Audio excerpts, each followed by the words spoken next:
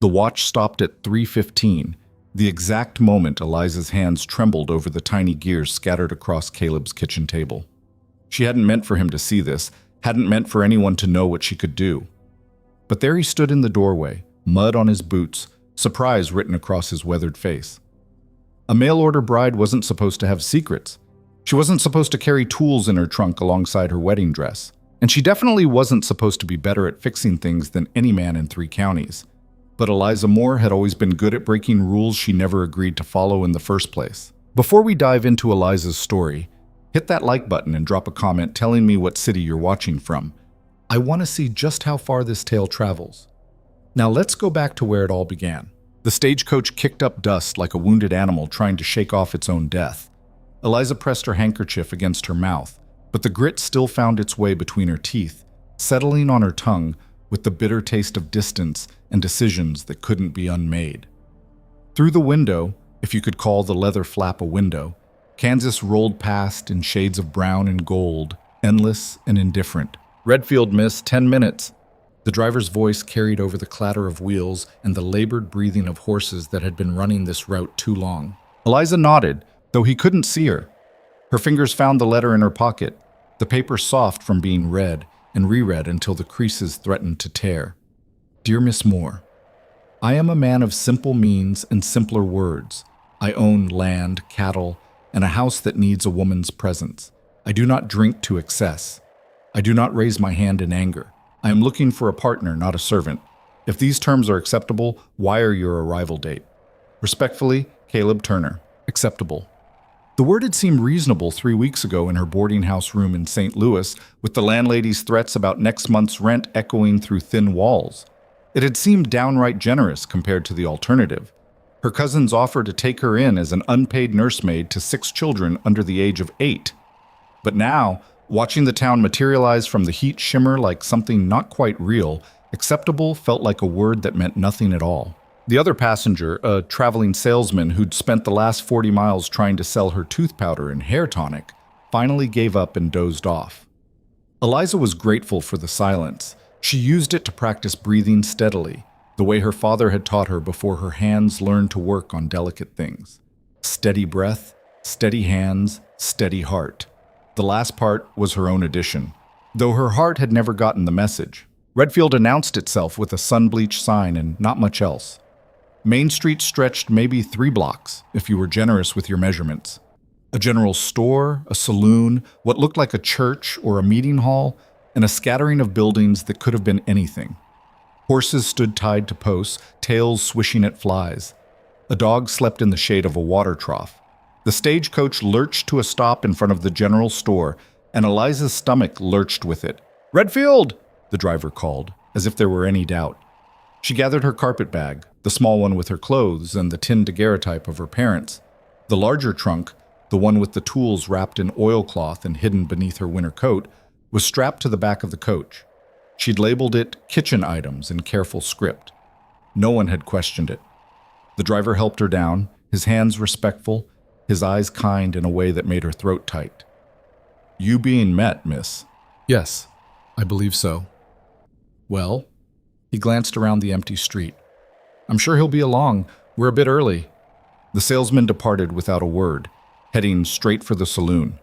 The driver began unhitching the horses, and Eliza stood there, alone on a street in a town she'd never seen, waiting for a man she wouldn't recognize. She moved to the shade of the store's overhang. A woman inside watched through the window, curious but not unfriendly. Eliza tried to smooth her traveling dress, gray wool that had seemed practical in St. Louis, but felt suffocating now. Her hair, pinned carefully that morning, had come loose in wispy strands that stuck to her damp neck. She looked, she thought, exactly like what she was, a woman who'd run out of choices. "Miss Moore?"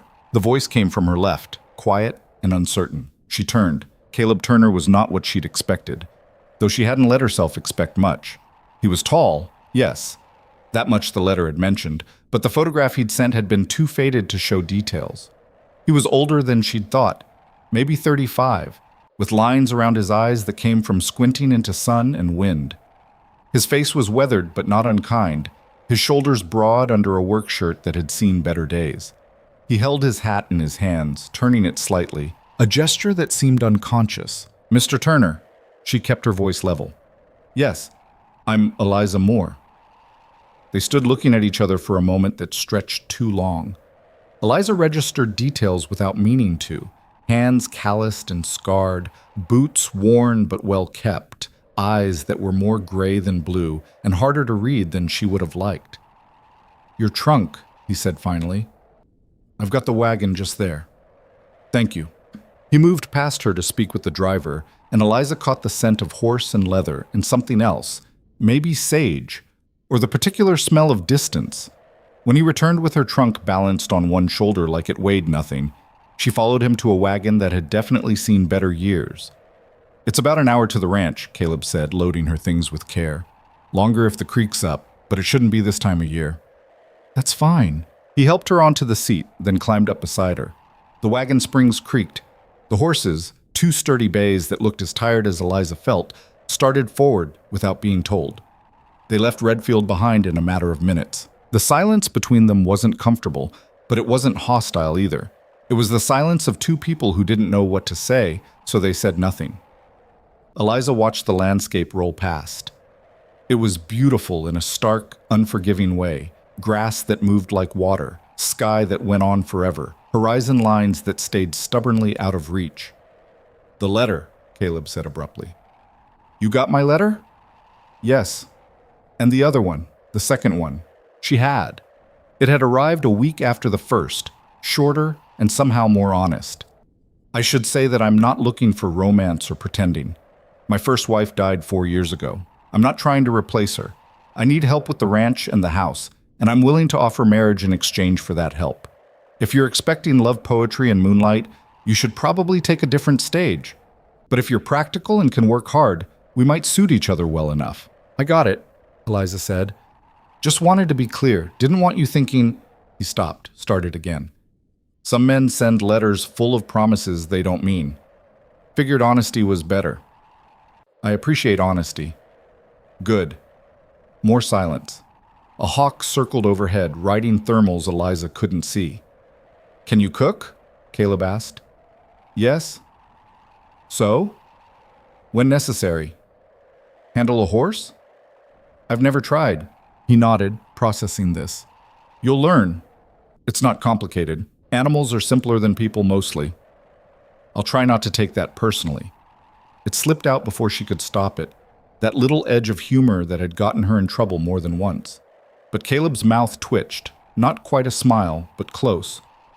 "Didn't mean it that way." "I know."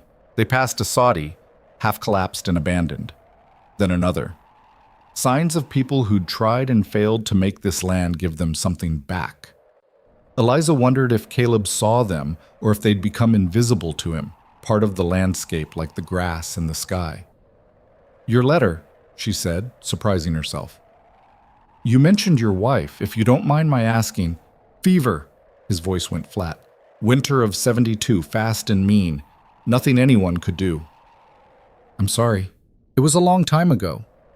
But the way he said it made her think it wasn't long enough. The wagon hit a rut, and Eliza grabbed the seat to steady herself. Caleb's hand shot out automatically, catching her elbow, then releasing it just as quickly. "Sorry, road gets rough here." "It's all right. I keep meaning to fill these in, but then spring comes and washes them out again. Seems pointless. Like sweeping dirt floors." Exactly like that. They shared a look, brief, startled, that held something close to understanding. The sun crawled lower. Eliza's body ached from travel, from tension, from the weight of not knowing what came next. She wanted to ask how much farther, but that seemed childish. She wanted to ask what he expected from her, but the answer might be worse than not knowing.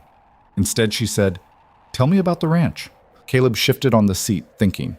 200 acres, about 50 head of cattle right now, though I'm building the herd back up. Lost some in the winter. There's a house, wood frame, not sod, with 3 rooms. Kitchen, main room, bedroom. Well water's good. Closest neighbor is the Patterson place, about 5 miles east. 5 miles. It's not town living. I didn't expect it to be. Some women do. Come out here thinking it'll be like back east, just with different scenery. Then winter hits, or they spend 3 days without seeing another soul, and they realize he stopped. Sorry, you didn't come all this way to hear me talk about other people's mistakes. But Eliza heard what he didn't say. His first wife had been one of those women. She'd come from somewhere else, expecting something different, and the prairie had broken her long before the fever finished the job. I'm not most women, Eliza said quietly. Caleb glanced at her, his expression unreadable. No, I don't suppose you are. The ranch appeared gradually, emerging from the sameness of the landscape like a thought becoming solid.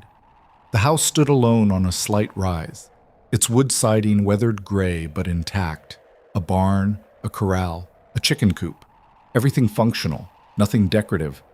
Behind it all, the land stretched away in waves of gold and green. It looked lonely. It looked like work.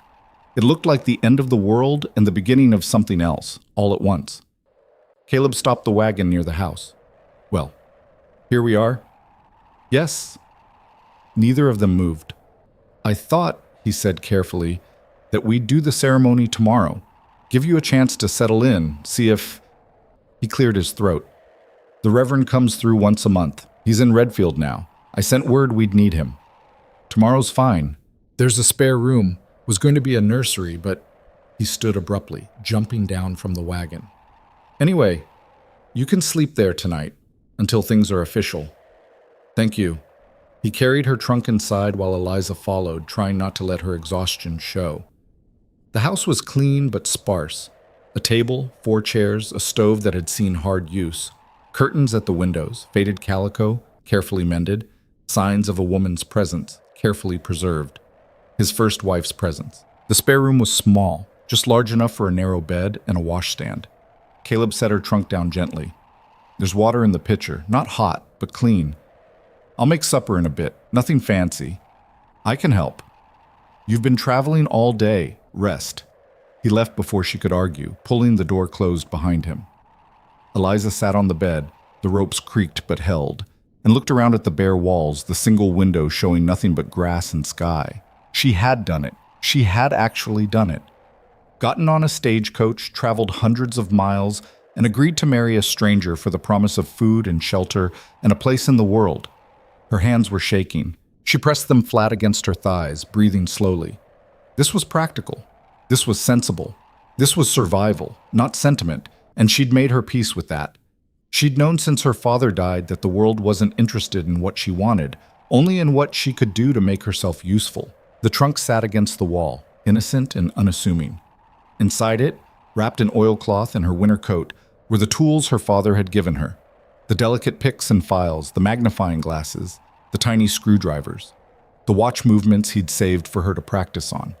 The one finished timepiece she'd made herself, its case engraved with her initials in letters so small you needed steady hands and good eyes to read them. She'd brought them because leaving them behind had felt like leaving the last piece of her father in a boarding house where the landlady would have sold them for a few dollars and never known what they were worth. But she wouldn't tell Caleb, couldn't tell him. It was too strange, too unusual. Women weren't watchmakers, women weren't craftsmen, and men already had enough reasons to find their wives unsettling without adding she can disassemble a chronometer in under 10 minutes to the list. A knock at the door made her jump. Supper's ready? Caleb called through the wood. If you're hungry. I'll be right there. She splashed water on her face from the pitcher, tidied her hair as best she could, and went to meet the man she'd agreed to marry in approximately 18 hours. The meal was simple. Beans, cornbread, coffee that could strip paint. They ate in silence at first, the scrape of spoons on tin plates the only sound. Then Caleb said, Your family. The letter mentioned your father passed. Last year, pneumonia. Your mother? When I was 12, typhoid. He nodded. Death was common enough that it didn't require elaboration. Brothers? Sisters? No, just me. Must have been hard. After your father? Yes. She waited for him to ask what her father had done, what she had done, how she'd survived the year between his death and this moment. But he didn't. Either he already knew from her letters, or he understood that some questions didn't need answers. I've got a brother, Caleb offered. In Denver. Haven't seen him in 6 years. We don't write much. Do you miss him? He considered this. I miss the idea of him, maybe. The person I remember, but people change. Distance changes them more. Or maybe distance just lets them become who they already were. Caleb looked at her across the table, really looked at her, and Eliza felt suddenly exposed. Like he could see past the practical dress and the careful manners to the girl who'd spent her childhood in her father's workshop, learning to make tiny wheels turn and springs coil, becoming someone who didn't quite fit anywhere. Maybe, he said finally. After supper, he showed her around. The barn where 2 horses and a milk cow watched them with patient eyes, the chicken coop where a dozen hens settled in for the night, the well with its bucket and rope. Everything neat, everything maintained, everything speaking of a man who kept his word about not drinking or laziness. The sun was setting, painting the prairie in shades of orange and purple that seemed impossible, like the land was trying to apologize for its harshness during the day. "It's beautiful," Eliza said, and meant it. "It can be. Other times it'll try to kill you." Caleb's voice was matter-of-fact. "Storms, drought, winter, prairie doesn't care if you think it's pretty." "I suppose nothing does." "Care what we think, I mean." "No, I suppose not."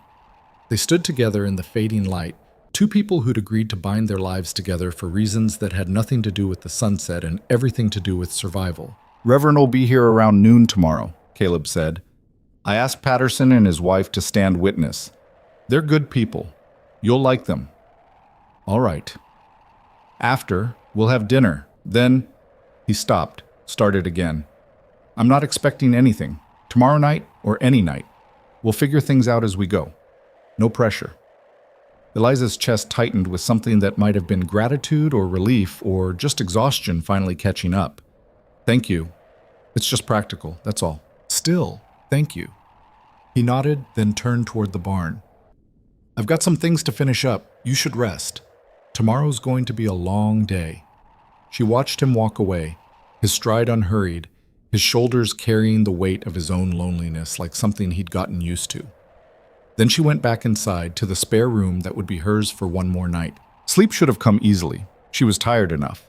But instead, Eliza lay awake listening to unfamiliar sounds. The house settling, wind in the grass.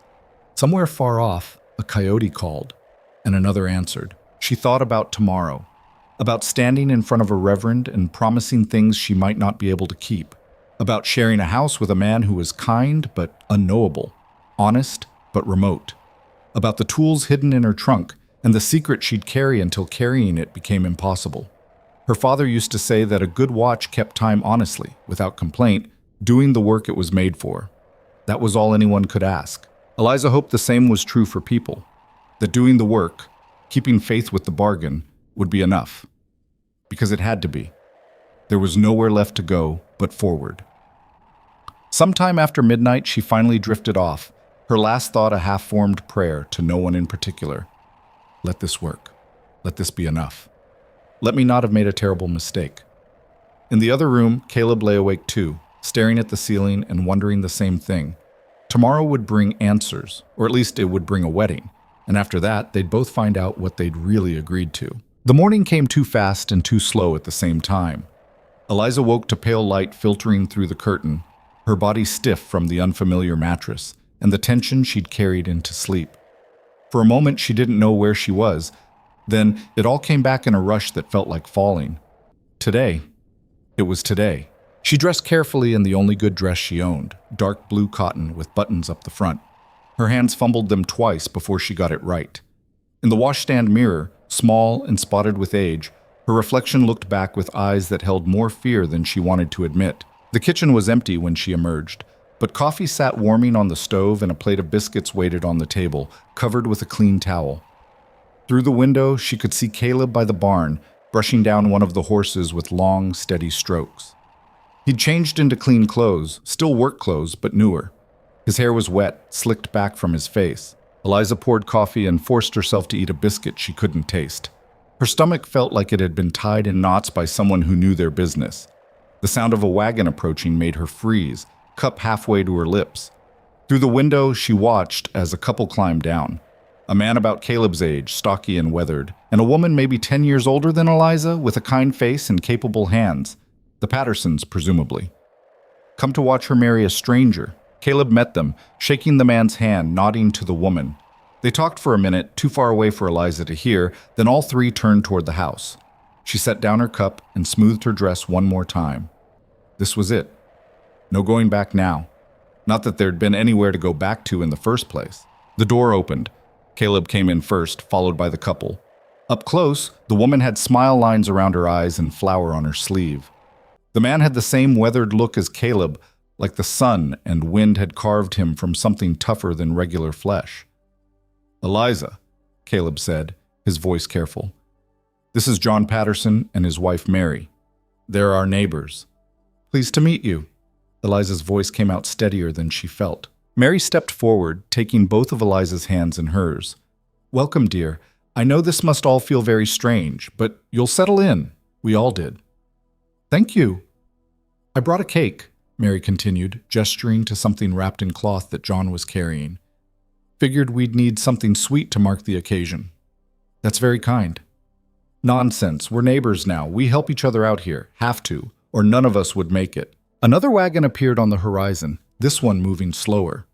The Reverend, Eliza thought, and her hands went cold despite the warm morning. Caleb saw her face.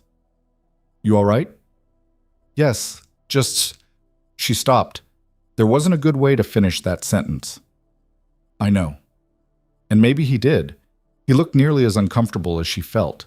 The Reverend turned out to be younger than Eliza expected, maybe 40, with kind eyes and a Bible so worn the cover was falling off. He introduced himself as Reverend Walsh, shook everyone's hands, and didn't seem to notice or care that the bride and groom could barely look at each other. "Well," he said cheerfully, "shall we get started? Beautiful day for it." They gathered in front of the house, the 5 of them, with the prairie stretching away in all directions like the world's largest witness. Reverend Walsh opened his Bible, found his place, and began. Eliza heard maybe half the words. The rest got lost in the sound of her own heartbeat and the wind moving through the grass. She heard "lawful wedded wife" and "sickness and health," and "till death do you part," phrases that sounded simple until you had to promise them out loud to someone you'd known for less than a day. When it came time to respond, her voice cracked on, "I do." Caleb's was steady, but his hands were clenched at his sides. "The ring?" Reverend Walsh asked. Caleb reached into his pocket and pulled out a simple gold band. Not new. Eliza could see the wear on it, the tiny scratches that came from years of use. His first wife's ring. She'd known it would be, but seeing it still felt like being struck. He slid it onto her finger. It was slightly too large, spinning when she moved her hand. "I now pronounce you man and wife. Caleb, you may kiss your bride." They looked at each other, caught. The Reverend waited. The Pattersons waited. The whole prairie seemed to hold its breath. Caleb leaned in and pressed his lips to hers, brief and chaste, over almost before it began. His lips were dry. His breath smelled like coffee, and Eliza's first kiss as a married woman felt more like signing a contract than anything romantic. It was done. Mary hugged her, warm and quick. John shook Caleb's hand with a grip that looked painful. Reverend Walsh closed his Bible with a satisfied snap. "Congratulations to you both. May your life together be blessed with health and happiness." They moved inside for dinner. The cake Mary had brought, along with cold chicken and bread and preserves, someone had made last summer. Eliza tried to eat, tried to smile, tried to act like a new bride instead of a woman who felt like she'd just jumped off a cliff and was waiting to see if there was water or rocks at the bottom. The Pattersons were kind, filling the silences with easy conversation about their own ranch, about the weather, about a barn raising planned for next month. Mary kept glancing at Eliza with a look that might have been sympathy or assessment or both. "How are you settling in?" she asked when the men stepped outside to look at something Caleb wanted to show John. "It's only been a day." "I know, but still." "How are you holding up?" Eliza considered lying, then decided she was too tired. "I'm terrified."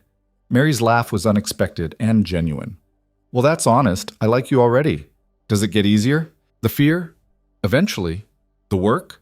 No, that stays hard, but you get stronger." She leaned closer, lowering her voice. "Caleb's a good man, quiet, keeps things to himself too much, but decent through and through. His first wife..." She stopped, seeming to weigh her words.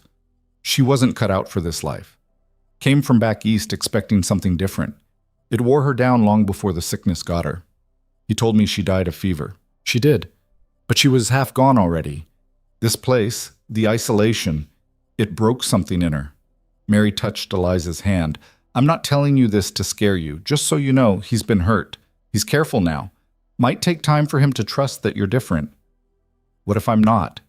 Different, I mean. Are you planning to give up and run back east? There's nothing to run back to. Then you're already different. Sarah, his first wife, she always had somewhere else she wanted to be. You're here because this is where you need to be. That's not the same thing at all. The men returned before Eliza could respond. The Reverend made his excuses. 3 more stops today, needed to keep moving. The Pattersons left shortly after, with promises to visit soon and an open invitation to come by their place anytime. And then it was just the 2 of them, husband and wife, alone in a house that felt too quiet and too small at the same time. Caleb cleared the table without being asked. Eliza washed the dishes. They moved around each other carefully, like dancers who didn't know the steps. I should check the cattle, Caleb said when the last plate was dried. Won't take long.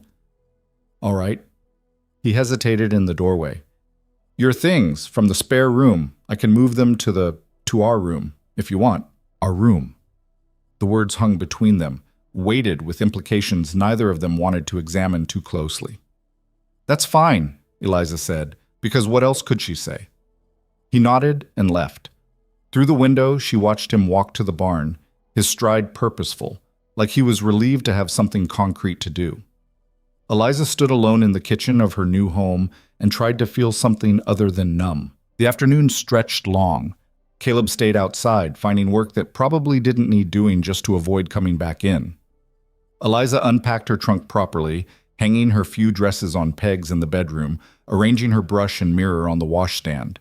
The room still held traces of Sarah, a faded ribbon tucked in a drawer, a water stain on the ceiling in the shape of something Eliza couldn't name. She wondered if Caleb saw his first wife everywhere he looked, or if time had finally worn those memories smooth. The larger trunk she left mostly packed. The tools stayed wrapped in oilcloth, hidden under her winter coat. Someday she might trust him enough to share that part of herself. But not today.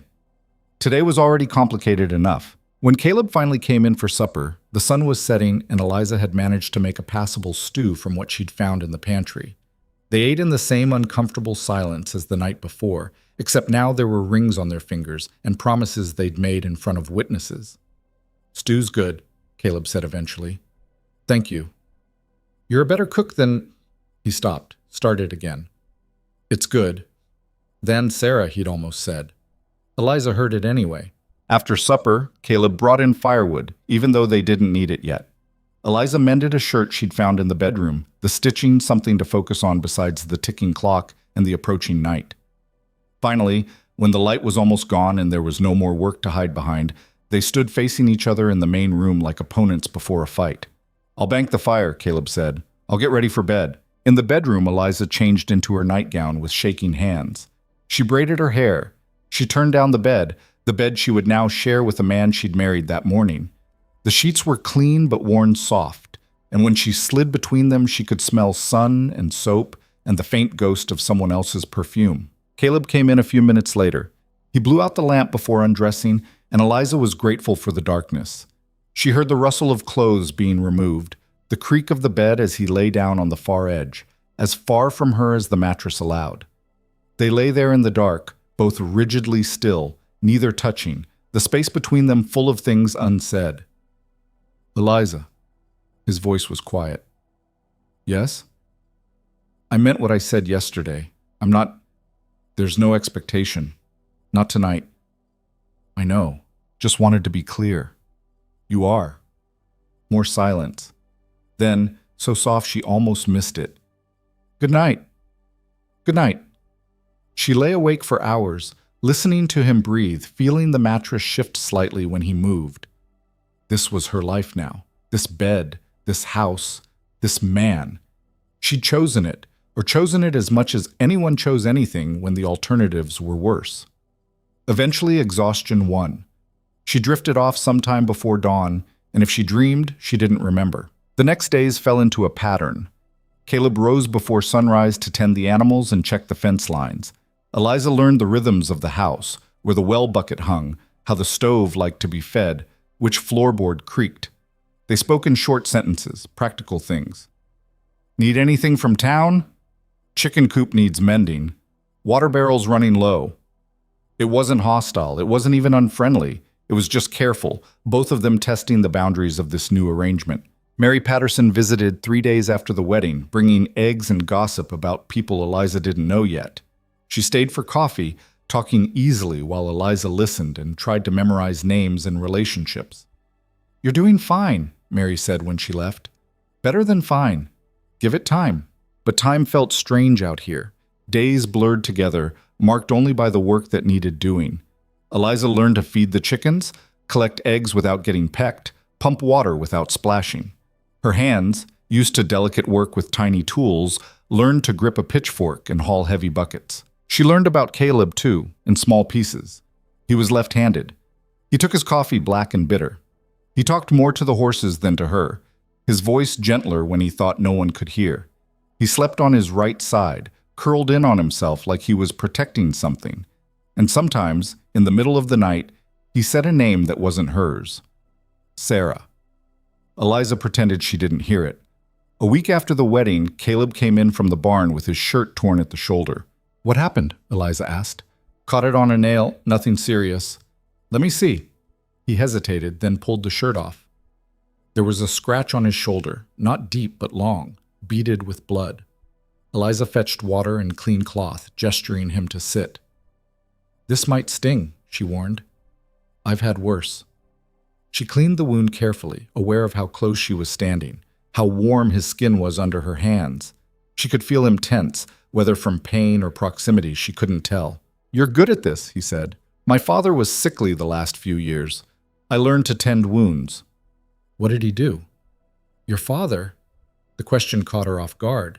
She'd been so careful not to mention his work, afraid of where the conversation might lead. "He had a shop. Repairs mostly." "What kind of repairs?" "Small things. Clocks, watches, delicate work." Caleb was quiet for a moment. "Did he teach you?" Her hands stilled. "Some. Useful skill. For a man, maybe." "Why only for a man?" "Because that's what everyone always said. Because women's hands were supposed to be for sewing and cooking and babies, not for understanding how gears meshed and springs coiled. Because she'd spent years hiding what she could do, afraid of being called strange or unnatural." "Just is," she said finally, tying off the bandage. He caught her wrist gently before she could step away. "I didn't mean to pry." "You didn't. If you want to talk about him, your father, I'll listen." Something in his voice made her look at him properly. His eyes were serious, his grip careful. He was trying, she realized, trying to build something between them beyond the practical partnership they'd agreed to. "Maybe sometime," she said quietly. He released her wrist. "Whenever you're ready." That night, Caleb didn't sleep on the far edge of the bed. Not close to her, not touching, but not avoiding her either. It was a small shift, barely noticeable, but Eliza noticed. The days kept coming. Eliza's body learned the work. Her hands roughened, her back strengthened. She stopped feeling breathless after carrying water from the well. She learned to read the sky for weather, to judge when the bread had risen enough, to tell which chicken was broody and which was just mean. And slowly, almost imperceptibly, she and Caleb learned each other. She discovered he hummed while he worked, tuneless but constant, that he saved the best pieces of meat for her plate, that he slept fitfully before storms, restless in ways he never showed during the day. He learned that she was stronger than she looked, that she never complained, even when the work was hard, that she had a quick mind and a dry sense of humor that caught him off guard. They talked more, not about important things, not yet, but about the daily details that made up a life. Caleb told her about the land, which sections flooded in spring, where the best grass grew. Eliza asked questions, learning the things she'd need to know to survive here. "You're picking this up fast," he said one evening as they sat on the porch after supper. "Faster than—" He stopped himself. "Faster than Sarah?" He looked at her, surprised. "Mary told you about her?" "Some, and you say her name sometimes. At night." His face went still. "I didn't know that." "It's all right." "It's not, though. You're my wife now. You shouldn't have to—" He rubbed his face, frustrated. I'm sorry. You loved her. I did. But she's gone and you're here, and that's not fair to you. Eliza watched the sun sink toward the horizon, painting everything gold. My father used to say that fairness was a luxury, that most of us just had to make do with what we got. Sounds like a practical man. He was. She paused. He would have liked you, I think. Yeah. You're honest. He valued that. They sat in comfortable silence, watching the prairie change colors as the light faded. A cool breeze kicked up, carrying the scent of grass and distance. I should tell you something, Caleb said abruptly. About Sarah. About why. About what happened. Eliza waited, not pushing. She wasn't built for this. The isolation, the work, the endless sameness of it. She tried, I'll give her that. But she was miserable. Cried herself to sleep more nights than not. Begged me to sell the ranch, move to town, find different work. He leaned forward, elbows on his knees. I didn't. Told myself she'd adjust, that she just needed more time. But she never did. And then the fever came, and maybe, his voice cracked. Maybe part of her was relieved. You can't know that. I know she gave up fighting. I know I'd watch her fade a little more each day, and I didn't know how to stop it. Some people aren't meant for certain lives. That doesn't make it your fault. He turned to look at her. You really believe that? I believe you did what you could. Sometimes that's not enough, but that doesn't mean you failed. You're different from her, stronger maybe, or just more stubborn. I don't have anywhere else to go. That helps. Is that the only reason? Because you're stuck here? The question hung between them, serious in a way their conversations hadn't been before.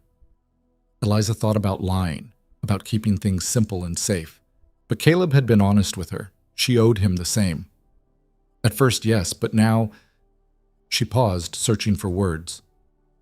It's not as terrible as I expected. The work is hard, but it's honest. And you're kind. You keep your word. That counts for something. That's a low bar. You'd be surprised how many men can't clear it. He almost smiled. I suppose that's true. A coyote called somewhere in the distance. The stars were beginning to appear, scattered across the darkening sky like someone had spilled salt. We should go in, Caleb said eventually. It'll be cold soon. But neither of them moved. They sat there a while longer, two people slowly learning that the bargain they'd made might turn into something more if they let it. That night, when they lay down in bed, Caleb's hand found hers in the dark. He didn't say anything, just held it loosely, his thumb moving slowly across her knuckles. Eliza's heart kicked against her ribs, surprised by the gesture and by how much it meant. She squeezed back, a gentle pressure that said she understood. When morning came, she woke to find him already up, the space beside her empty but still warm. Through the window, she could see him in the yard, splitting wood with steady rhythmic swings. She watched for a moment, then rose to start coffee. The weeks turned over. Summer deepened, the heat pressing down like something physical. Eliza learned to work in the early morning and late evening, resting during the worst of the midday sun. She learned which plants grew near the house, wild mint she could use for tea, sage that helped with cooking. She learned the sound of the wind through the grass, how it changed pitch before a storm. And she learned Caleb, his moods, his silences, his small kindnesses, the way he always made sure she ate first, how he mended her shoes without being asked, the careful way he touched her now, a hand at her back when she stumbled, fingers brushing hers when he passed her something. They were becoming something, not lovers, not yet, but not strangers anymore either. Partners, maybe. People who shared a life and were starting to figure out what that meant. One hot afternoon, with Caleb out checking fence lines, Eliza found herself alone in the house with time on her hands and an itch she couldn't ignore. She pulled the trunk from under the bed and unwrapped the oilcloth carefully. The tools gleamed in the light from the window, familiar and forbidden all at once. She lifted out her father's best magnifying glass, the one he'd given her when her hands got steady enough to work on hairsprings. On impulse, she went to the shelf above the stove where Caleb kept a few personal items. There was a pocket watch there. She'd noticed it her first day but hadn't touched it. Now she took it down carefully, feeling its weight in her palm. It had stopped.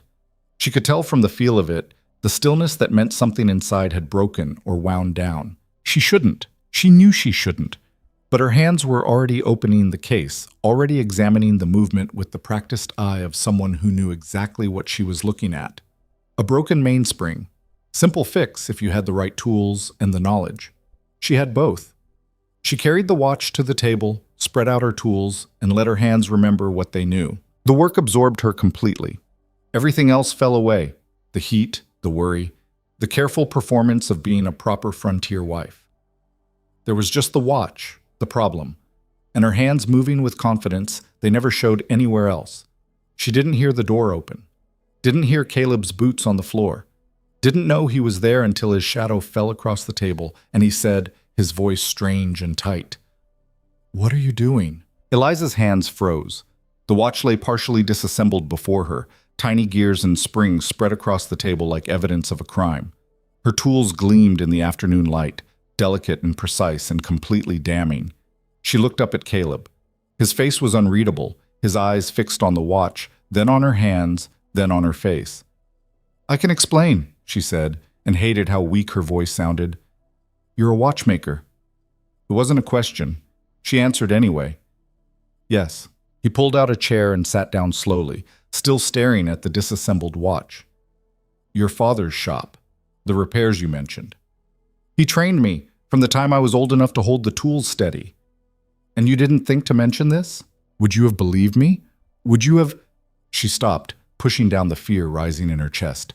"Women aren't supposed to do this kind of work. I learned that young enough. People either don't believe you or they think you're strange, unnatural." Caleb picked up one of the tiny screwdrivers, examining it. "How long have you been doing this?" "Since I was 8. "And you're good at it?" "Yes." He set down the tool and looked at her directly. "Show me." "What?" "The watch is broken. You were fixing it. Show me how." Eliza's hand shook as she picked up the magnifying glass. But once she started explaining, showing him the broken mainspring, describing how she'd replace it, the shaking stopped. This she knew. This she could do. Caleb watched in silence as she worked, her hands steady and sure, installing the new spring she'd fashioned from a spare in her toolkit. When she closed the case and wound the watch, it ticked to life, keeping time like it had always known how. She set it on the table between them. Caleb picked it up, listening to the steady tick, then looked at her with an expression she couldn't read. "That's remarkable," he said finally. "You're not angry?" "Why would I be angry? Because I lied. Because I kept this from you." "Did you lie or did you just not mention it?" "Does it matter?" "Yeah, I think it does." He turned the watch over in his hands. "This was my father's. Stopped working 2 years ago. I figured it was done for, too expensive to get fixed, too broken to bother with. And you just—" He shook his head. "How long did that take you?" 20 minutes, maybe. It wasn't complicated." "Eliza." He set the watch down and leaned forward. "Do you understand how useful this skill is? How valuable?" "I understand that most people think it's strange for a woman to—" "I don't care what most people think. I'm asking what you can do." She met his eyes, searching for judgment or disgust, and finding neither. Just curiosity and something that might have been respect. "I can repair most timepieces, clocks, watches, anything mechanical with gears and springs. My father said I had a gift for it. Steadier hands than his, better eyes." "And you've been hiding this why exactly?" "Because—" She faltered. "Because I didn't know how you'd react. Because in St. Louis, when people found out, they either didn't believe me or they treated me like I was some kind of circus act. Because I thought that I'd be like them. I didn't know. I still don't know you." "Not really." Caleb sat back in his chair, processing this. Then, unexpectedly, he laughed, a short, surprised sound. "What's funny?" Eliza asked, defensive. "I spent the last month worried you'd hate ranch life, worried you'd be miserable like Sarah, counting the days until you could leave. And the whole time you've been sitting on a skill that could make you independent if you wanted. You could set up shop in town, make your own money, not need me at all." "I need—" She stopped. "I didn't marry you planning to leave." "I know, but you could. That's my point. You don't have to be here. Neither do you. You could sell the ranch, move somewhere easier. This is my home." "Well," Eliza gestured around the kitchen, "maybe it's becoming mine too." They looked at each other across the table, the watch ticking steadily between them like a tiny heartbeat. "Can I ask you something?" Caleb said. "All right. Why did you really come here? And don't say it was just because you had nowhere else to go. There's always somewhere else. What made you get on that stage?" Eliza was quiet for a long moment. When she finally spoke, her voice was soft but steady. "I was tired of hiding, tired of making myself smaller so other people would be comfortable. When I read your letters, both of them, you sounded like someone who'd tell the truth even when it was hard, someone who kept his word. And I thought," she paused, "I thought maybe with you I could stop pretending to be less than I am." "And are you? Pretending?" "Less than I was, but I'm still learning what it means not to." Caleb nodded slowly. "Fair enough." He stood, picked up the watch, and slipped it into his pocket. "Thank you for fixing this. It means something, having it work again." "You're welcome." He moved toward the door, then stopped. "Eliza?" "Yes?" "Don't hide your tools anymore. This is your house too. You don't have to be ashamed of what you can do." And then he was gone, back to whatever work he'd interrupted to come inside. Eliza sat alone at the table, surrounded by her tools, feeling like something fundamental had just shifted. She'd been so afraid of being discovered, so certain that revealing this part of herself would end in rejection or ridicule. Instead, Caleb had looked at her like she was more, not less. That night they lay in bed, closer than they had been before. Not touching, but not avoiding either. "Can I ask you something now?" Eliza said into the darkness. "Sure. The humming, when you work. What song is that?" She felt him go still beside her. "It's not a song, just something my mother used to hum. Can't remember the words if there ever were any, just the tune. It's nice. You should hear me try to actually sing. Horses practically run away." She laughed, surprising herself. "That bad?" "Worse." They fell quiet, but it was a different kind of silence now, companionable. "Eliza?" "Hmm? I'm glad you came here. I'm glad you got on that stage." Her throat tightened. "Me too." "Even with the isolation, the hard work?" "Even with that." His hand found hers again in the dark, and this time when he held it, it felt like a promise of something neither of them was quite ready to name. The morning after Caleb discovered her secret, Eliza woke to find him already gone and a note on the kitchen table, weighed down by his coffee cup. Gone to town. Back by supper. See, she stood there holding the scrap of paper, trying to read meaning into 6 words. Was he angry, after all? Had the reality of having a wife who fixed watches settled in overnight and turned strange? She made coffee with unsteady hands, her tools still spread across the table where she'd left them. No longer hidden, but not exactly displayed either. The day stretched long without him. She worked through her usual tasks, feeding chickens, collecting eggs, kneading bread. But her mind kept circling back to the previous afternoon. The look on his face when he'd found her, the way he'd asked her to show him, not demanded or mocked, but simply asked.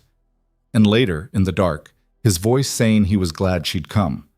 Maybe that was enough. Maybe it had to be. The sun was low when she heard the wagon. She went to the window and watched Caleb climb down, not alone. John Patterson was with him, and they were unloading something from the wagon bed, a wooden crate, carefully handled. Eliza met them at the door, wiping flour from her hands. "Afternoon," John said, tipping his hat. "Caleb said you might be able to help with something." "Help with what?" Caleb carried the crate inside and set it on the table, pushing her tools carefully aside. "John's grandfather clock stopped working last winter. He was going to have to take it all the way to Wichita to find someone who could fix it." "Then Caleb mentioned you had a particular skill," John added. His expression was carefully neutral, watching her reaction. Eliza looked at Caleb, who met her eyes steadily. This was a test, she realized, not of her skill, but of whether she'd own it in front of someone else, whether she'd let herself be what she was or retreat back into hiding. "I can look at it," she said. "No promises, but I can try." John's face broke into a relieved smile. "That's all I'm asking. Mary's been after me about that clock since it stopped. Says the house doesn't sound right without it." They unpacked the clock mechanism carefully. It was quality work, maybe 60 years old, the brass tarnished, but the craftsmanship solid. Eliza ran her hands over it, feeling for what was wrong before she even looked. "When did it stop?" she asked. January, middle of that cold snap we had. Did it stop sudden or wind down slow? Wound down over a couple days, then quit altogether. She nodded, already forming theories. I'll need good light in a few hours. Can you leave it? Long as you need. Like I said, the alternative is a 3-day trip to Wichita. After John left, Caleb helped her move the mechanism to the table by the window, where the afternoon light was best. He didn't hover or question, just positioned it where she asked and stepped back. You told him, Eliza said quietly. I asked if he minded. He said if you could fix it. He didn't care if you were a dancing bear. High praise. He meant it as a compliment. She looked at him, then really looked. Why did you do this? Because hiding what you can do doesn't help anyone, because you're too good at it to keep it secret, and because, he paused, because I want you to be yourself here, whatever that looks like. Something warm unfurled in Eliza's chest, unexpected and a little frightening. Thank you. Don't thank me yet. If you can't fix it, John will probably never let me hear the end of it. But she could fix it. The problem was obvious once she got inside. A bent anchor that was catching on the escape wheel, probably from the cold making the metal contract unevenly. She had it corrected in under an hour, the clock ticking steadily by the time Caleb came back from evening chores. He stood in the doorway, listening to the measured beat. That was fast. It wasn't complicated, just needed someone who knew what to look for. And that's you. Yes, that's me. Word spread faster than Eliza expected. John must have told Mary, who told someone else. And within 2 weeks, Eliza had 3 more repair jobs waiting. A pocket watch from the general store owner in Redfield. A mantel clock from the school teacher. A delicate lady's watch that Mary herself brought over, her grandmother's, that hadn't run in 5 years. I can pay, Mary said. Whatever's fair. You brought me a cake on my wedding day, Eliza replied. Consider this trade. That cake was 50 cents of ingredients. This is skilled labor. Then bring me 50 cents of ingredients next time you visit. She fixed them all, her confidence growing with each successful repair. The work felt like coming home to a part of herself she'd locked away. Her hands remembered everything her father had taught her, and being able to use that knowledge openly, without shame or secrecy, was like breathing deeply after years of holding her breath. Caleb watched this transformation with something in his eyes that Eliza was learning to recognize, pride, maybe, or respect. He started bringing her mechanisms he found at estate sales in town, broken clocks that people were selling for parts. She'd work on them in the evenings while he mended tack or read from his small collection of books, the two of them sharing the space in comfortable quiet. One night, about a month after he'd discovered her secret, Caleb set down the harness he was working on and said, You could do this for real, you know. I am doing it for real. I mean as a business. Set up in town, charge proper rates. There's nobody doing this kind of work between here and Wichita. You could make good money. The idea was tempting and terrifying in equal measure. I'm needed here, on the ranch. You'd still live here. Just spend a few days a week in town, maybe. We could work it out. You'd be all right with that? Your wife working? My wife is working, just want to make sure she's getting paid fairly for it. Eliza set down the watch she'd been cleaning. Why does this matter to you so much? Caleb was quiet for a moment, his hands stilling on the leather. Sarah was miserable here because she had nothing of her own. Everything was about the ranch, about what I needed, what the land demanded. She felt like she was disappearing. He looked up. I don't want that for you. If you've got something that's yours, something you're good at, seems wasteful not to use it. You're not like most men. I don't know about that. Maybe I just learned from my mistakes. Maybe you're just decent. That bar is still too low. She smiled despite herself. Well, you keep clearing it anyway. The conversation shifted to other things, but the seed was planted. Over the next weeks, Eliza found herself thinking about it more and more. What would it mean to have her own income, her own enterprise? To be known for something other than being Caleb Turner's second wife? The answer came from an unexpected source. Reverend Walsh stopped by one afternoon carrying a beautiful German-made clock that had belonged to his mother. Stopped keeping time, he said apologetically. I know you're probably busy with the ranch, but Caleb mentioned you had a talent for this sort of thing. I can look at it. I can pay. Not much on a reverend's salary, but whatever you think is fair. She fixed it that evening, a simple mainspring replacement. When Walsh returned to collect it, he set $2 silver on the table. "That's too much," Eliza said. "That's what I'd have paid in Kansas City, and I'd have had to wait 3 weeks. Here, you did it in a day." He pocketed the watch. "I've been thinking. There's an empty storefront next to the general store in Redfield. Owner died last year. His son doesn't know what to do with it. You could probably lease it cheap. I don't know if... Just think about it. You've got a skill people need, and Redfield could use the business. Brings money into the town, gives folks a reason to stop here instead of going straight through to Wichita." He tipped his hat. "Talk it over with your husband. But I think you'd do well." After he left, Eliza sat at the table, staring at the $2 silver, her first real payment for her work. It felt heavy, significant in a way that had nothing to do with the actual weight of the coins. That night, she brought it up with Caleb. "Walsh thinks I should open a shop in town. What do you think?" "I think it's crazy. I've been here 2 months.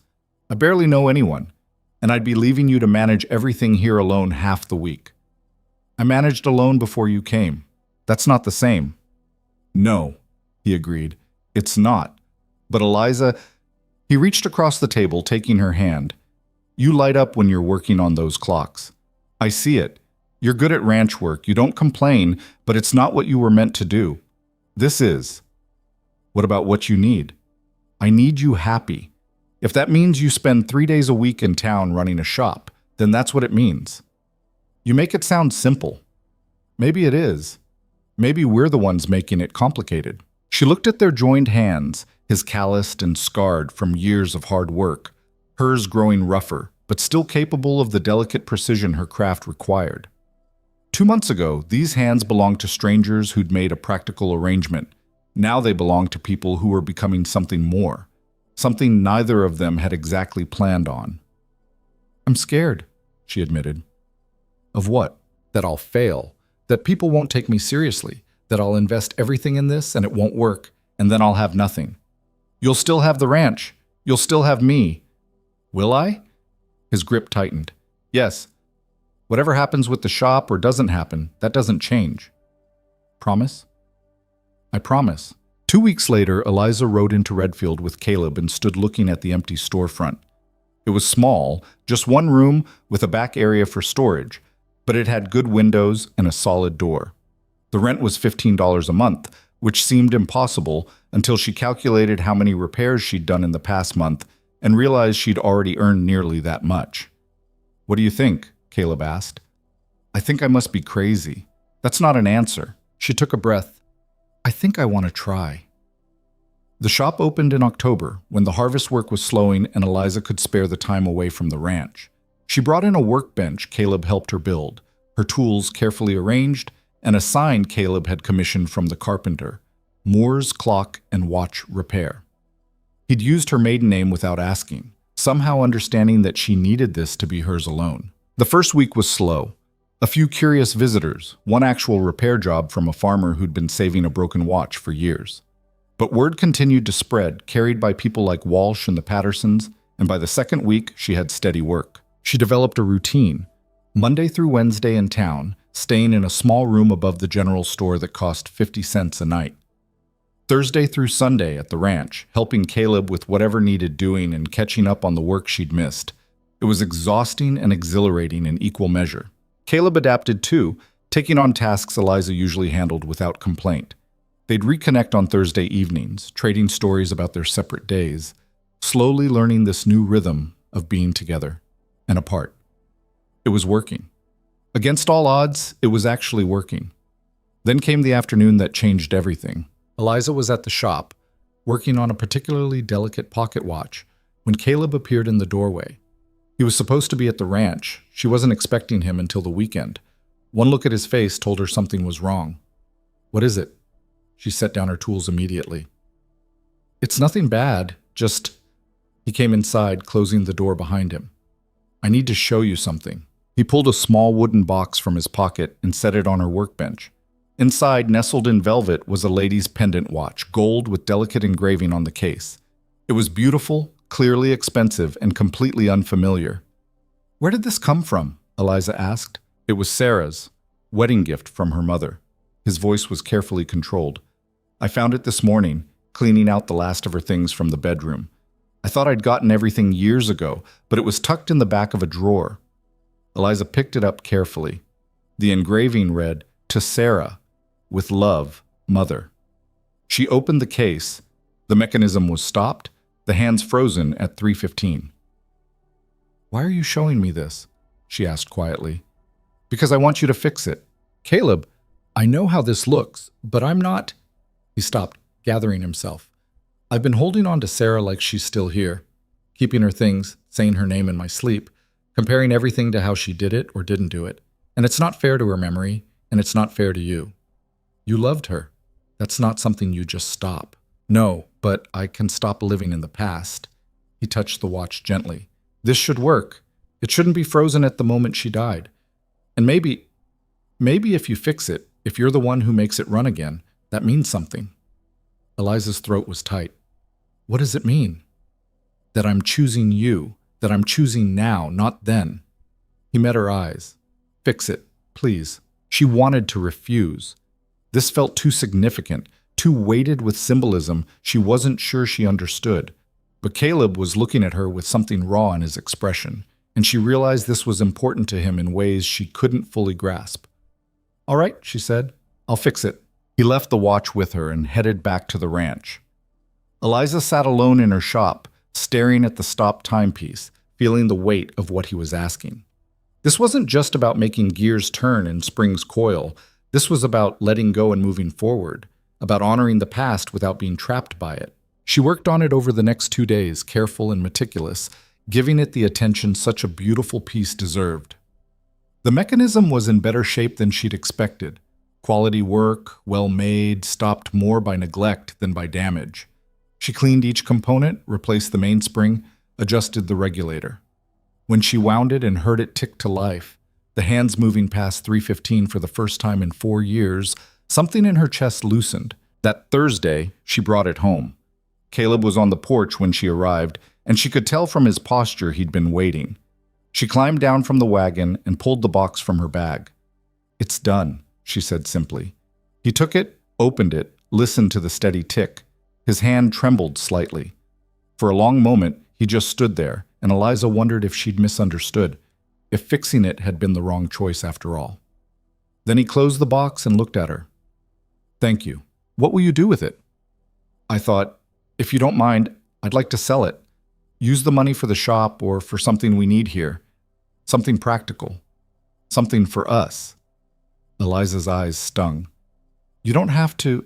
"I want to. It's time to let her rest. Really rest." He stepped closer, and for the first time since their wedding, he pulled her into his arms.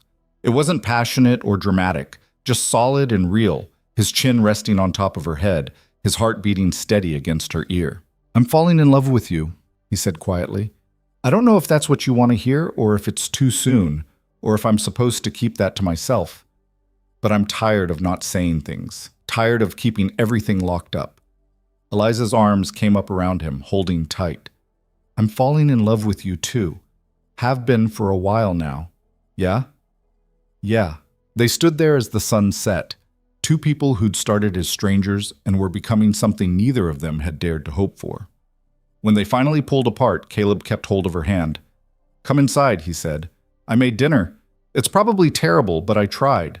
It was terrible. Burned stew and underbaked biscuits, but they ate it anyway, laughing about his lack of cooking skills, planning what they'd do with the money from Sarah's watch, talking about the future like it was something they were building together, instead of something that was just happening to them. That night when they went to bed, everything was different. The careful distance they'd maintained, the polite boundaries, the sense that this was temporary or conditional, all of it dissolved. Caleb reached for her and she reached back, and what happened between them was tender and awkward and human, marked by nervous laughter and whispered reassurances, and the quiet discovery of what it meant to choose each other completely. Afterward, lying in the dark with her head on his chest, Eliza felt something she hadn't felt since her father died. Safe. Not because nothing bad could happen, but because whatever did happen, she wouldn't face it alone. "What are you thinking?" Caleb asked, his fingers moving through her hair. "That I'm glad I got on that stage. Even with all the uncertainty, all the risk? Especially because of that, If I'd played it safe, I'd still be in St. Louis, slowly disappearing.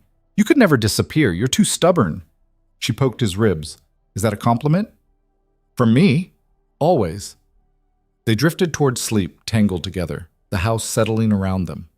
Through the window, stars scattered across the prairie sky like promises that might actually be kept. The next morning, Eliza woke before dawn to find Caleb already up, standing by the window in his undershirt watching the sunrise.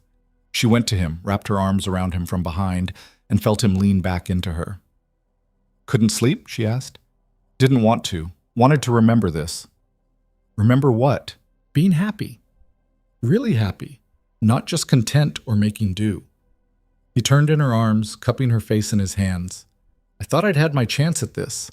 Thought I'd used it up with Sarah, and that was all I got. But here you are. Here we are. Here we are, he agreed. They stood there as the prairie turned gold with morning light. Two people who'd taken a chance on a practical arrangement and found something far more valuable. A partnership built on honesty, respect, and the slow-growing trust that maybe they'd gotten lucky after all. The shop continued to thrive. By late autumn, Eliza had enough regular customers that she was considering expanding her hours. She'd also started teaching herself more advanced repairs, challenging herself with complicated mechanisms that other watchmakers might have given up on. One afternoon in early November, she was working on a ship's chronometer, a beautiful piece brought in by a trader passing through, when the door opened and a man she didn't recognize stepped inside. He was well-dressed, maybe 50, with the confident bearing of someone used to getting what he wanted. He looked around the shop with an assessing eye that made Eliza immediately wary. "Help you with something?" she asked, not standing. "Mrs. Turner? That's right." "Walter Hayes. I run a jewelry and timepiece shop in Wichita. I've been hearing interesting things about you." "Such as?" "That you're doing quality repair work, that you've got steady hands and good instincts, that you fixed a German chronometer last month that 3 other watchmakers had declared beyond repair." He smiled. "I'm always interested in skilled labor." "I'm not looking for work." "Hear me out. I could offer you a position in my shop, steady salary, access to better tools, more complicated work. You'd be working with some of the finest pieces in Kansas." "I have a shop.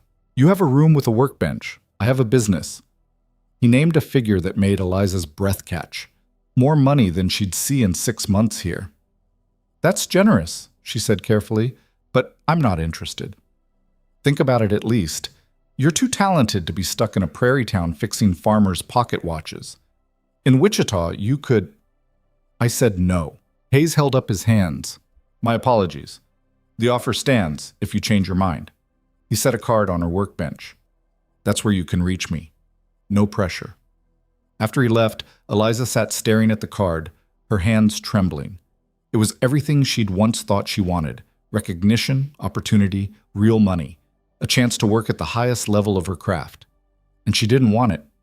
Not if it meant leaving Redfield, leaving the ranch, leaving Caleb. When had that happened? When had this place stopped being a refuge and become home?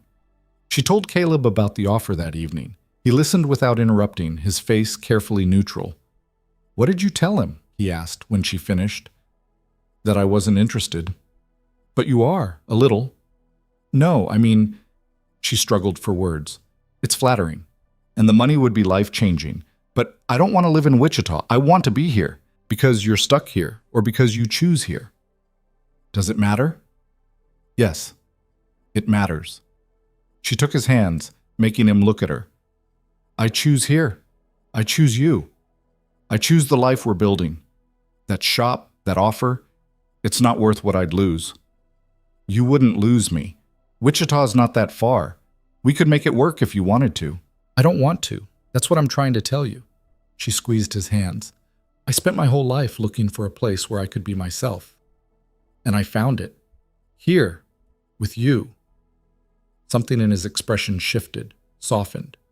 "You're sure?" "I'm sure." He pulled her close, his forehead resting against hers. "I love you. I know I said it before, but I need you to hear it again. I love you, Eliza, not just because you stayed, but because you're you. I love you too, even when you burned dinner." That was 1 time. It was 3 times. All right, 3 times, but I'm getting better. They laughed and the tension dissolved, and that night, when they made love, it was different again.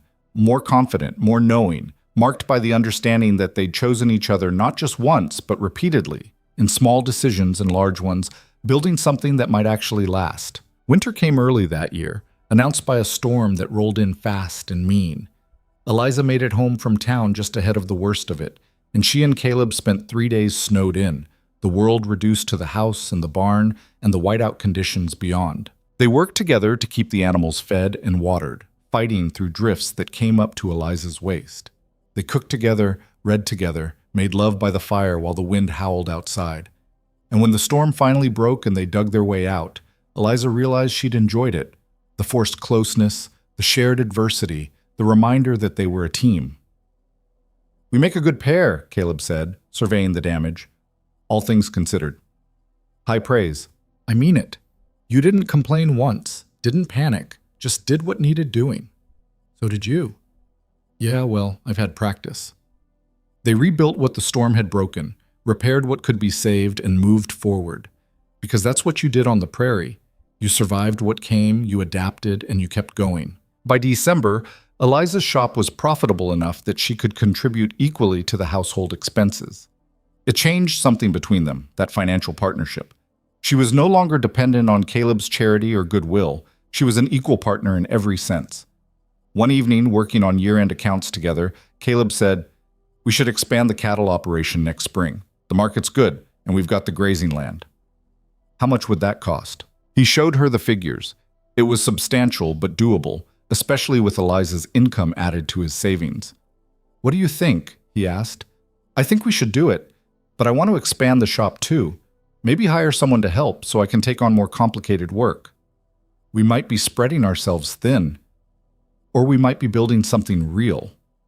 They looked at each other across the table, the lamp casting shadows that made them both look older, more serious. "All right," Caleb said. "Let's do both. Build it together." "Together?" Eliza agreed.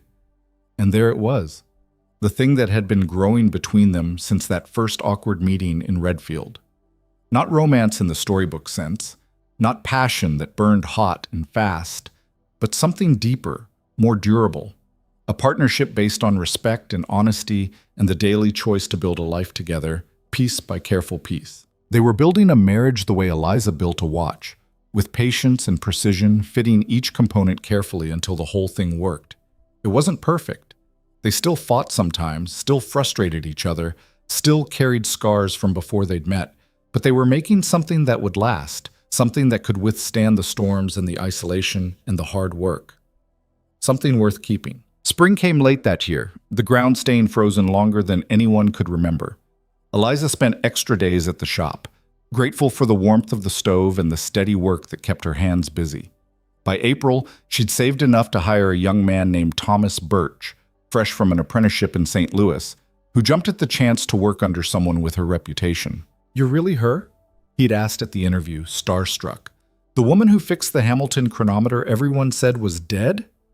"I'm really her," Eliza had confirmed, amused and slightly embarrassed. With Thomas handling the simpler repairs, Eliza could focus on the complicated pieces, the challenges that made her hands ache and her eyes strain, but left her feeling alive in ways ranch work never quite did. Caleb noticed the change in her, the way she practically vibrated with energy when she came home from town. "You're happy," he said one Thursday evening, watching her unpack her tools. "I am." "Good. You should be." But there was something in his voice that made her look closer. He seemed tired, his movement slower than usual, and there was a tightness around his eyes she didn't like. "Are you all right?" she asked. "Fine. Just busy. Spring calving's starting, and I'm down a hand since Morrison left for Colorado." "You should hire someone." "Can't afford it yet. Not till we sell the yearlings in fall." Eliza frowned. They'd talked about expanding, about growing the operation, but she hadn't fully grasped how much of the burden fell on Caleb alone when she was in town. Guilt pricked at her conscience. "I could stay home more, help with—" "No." His voice was firm. "We agreed. Your shop is important. I'm managing fine." "You don't look fine." "I'm tired, Eliza. That's all. Nothing a good night's sleep won't fix." But he didn't sleep well. She felt him toss and turn beside her, heard him get up twice during the night. In the morning, he was already out at the barn before she woke, and when she brought him coffee, she found him leaning against the fence rail, breathing hard like he'd been running. "Caleb?" He straightened quickly, taking the coffee. "Thanks." "What's wrong?" "Nothing. Just moved too fast, got a little dizzy." "You should rest today. Let me handle the morning chores." "I'm fine." But his hand shook slightly as he raised the cup, and Eliza's worry deepened. She stayed home that week, telling Thomas to manage the shop without her. Caleb protested, but gave up when he realized she wouldn't budge. Together they worked through the calving, delivering 3 healthy calves and losing one that came breech and suffocated before they could save it. The death hit Caleb hard, harder than it should have, Eliza thought, watching him stand over the tiny body with his jaw clenched tight. "It happens," she said gently. "You can't save them all." "I know that." "Then why does this one feel different?" He was quiet for a long time. Finally, he said, "Sarah was pregnant when she died. I didn't tell you that before." Eliza's breath caught. "Caleb, she was 3 months along. We'd just started to believe it might actually happen, that we might have a child.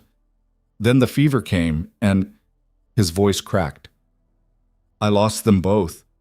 She went to him, wrapping her arms around him from behind, her cheek pressed to his back. "I'm sorry. I'm so sorry. It's been years. Shouldn't still hurt like this." "I don't think grief works on a schedule." He turned in her arms, holding her tight. "I want children with you. I know we haven't talked about it, but I do.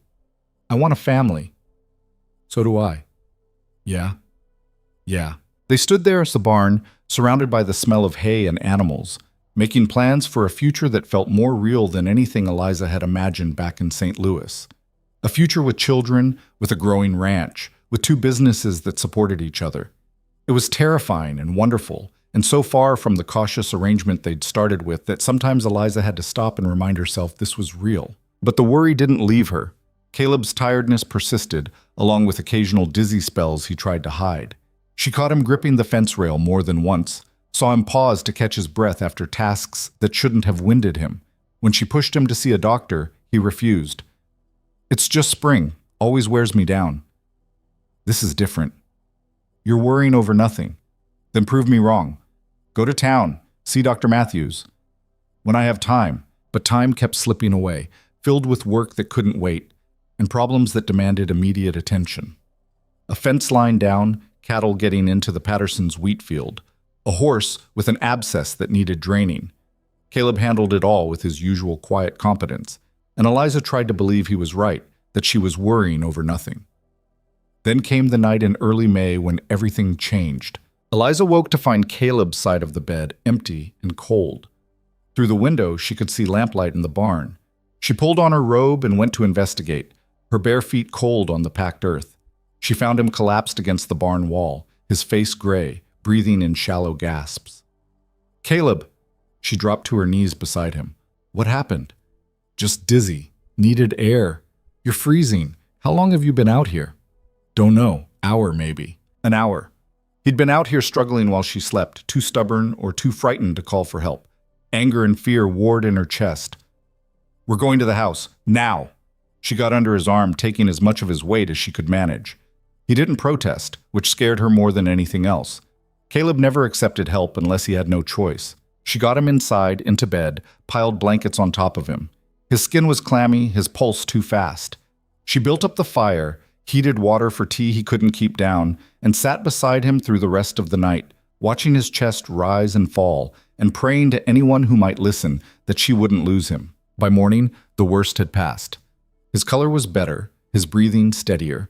But when Eliza demanded they ride to town immediately to see Dr. Matthews, Caleb finally agreed without argument. The doctor was a gruff man in his 60s who'd seen everything the prairie could throw at the human body and wasn't easily rattled. He examined Caleb thoroughly, asked pointed questions, and finally sat back with a frown. "Your heart's working too hard," he said bluntly. "Could be a dozen things causing it. Could be nothing serious, or could be something that'll kill you if you don't slow down." "Can you fix it?" Caleb asked. "I can give you medicine that might help, digitalis from foxglove, but mainly you need to rest. No heavy work for at least a month." "That's impossible. It's spring, calving season." "Then hire help or sell some cattle. Because if you keep pushing like you have been, you'll be dead before summer.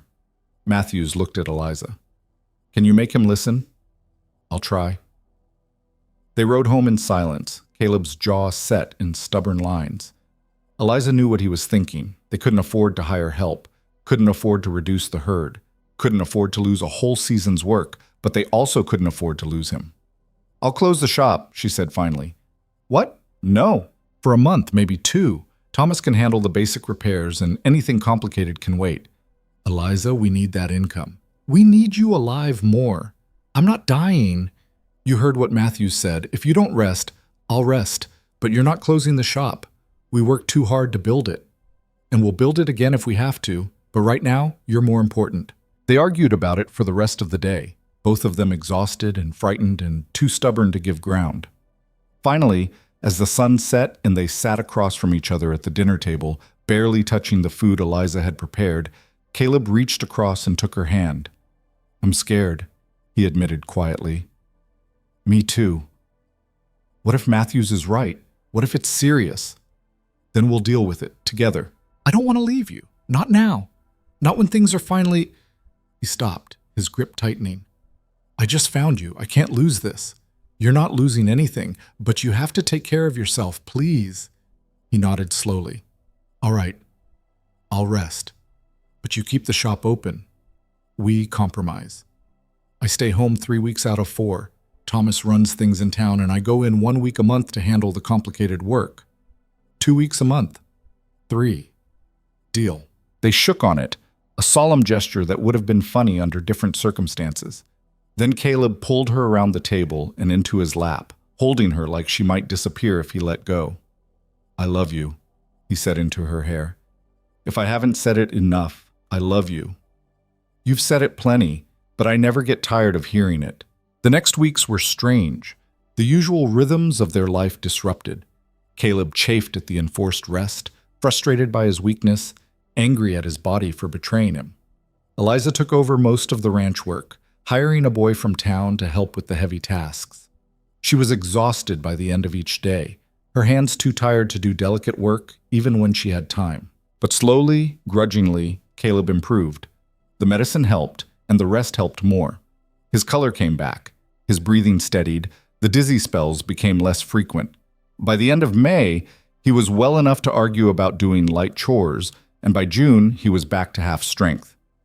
I'm not an invalid, he grumbled when Eliza tried to stop him from fixing the chicken coop. No one said you were. You're treating me like I'm made of glass. I'm treating you like someone who collapsed in a barn 6 weeks ago and scared me half to death. He set down his hammer and came to where she stood, pulling her into his arms. I'm sorry. I know this has been hard on you. It's been hard on both of us. Yeah, but you've been carrying most of it. The ranch, the shop, worrying about me. That's too much. We're partners? That's what partners do. Still, I appreciate it. She pulled back to look at him. You're really feeling better? I am, I promise, and I'm following Matthew's orders. Mostly. Caleb. I'm taking the medicine. I'm resting when I need to, but I can't just sit around forever. A month ago, you could barely stand without getting dizzy. A month ago is not today. They found a new balance, slower and more careful than before. Caleb did less physical work but managed the ranch operations, making decisions about which cattle to sell, when to move them to new pasture, which improvements were priorities. Eliza split her time between the ranch and the shop, grateful for Thomas's steady competence in town. And gradually life began to feel normal again, or at least a new kind of normal. One where they both understood how fragile everything was, how quickly it could all disappear. One evening in late June, they sat on the porch watching the sunset, as had become their habit. The land was green with summer growth, the cattle fat and healthy in the distance. I've been thinking, Caleb said. Dangerous, he smiled. About expanding the house, adding on a room or two. For what? For children. When they come. Eliza's hand went automatically to her stomach. She'd suspected for a couple weeks now, but hadn't said anything, afraid to jinx it, afraid it might be false hope. But she was late, and her body felt different in ways she recognized from helping enough women to know the signs. Caleb, she said carefully, I think we might need that room sooner than you expect. He went very still. Are you saying to... I'm saying I'm about 6 weeks along, if I'm counting right. For a moment, he didn't react. Then his face broke into a smile so wide it transformed him, made him look younger and lighter than she'd ever seen him. You're sure? Not completely, but pretty sure.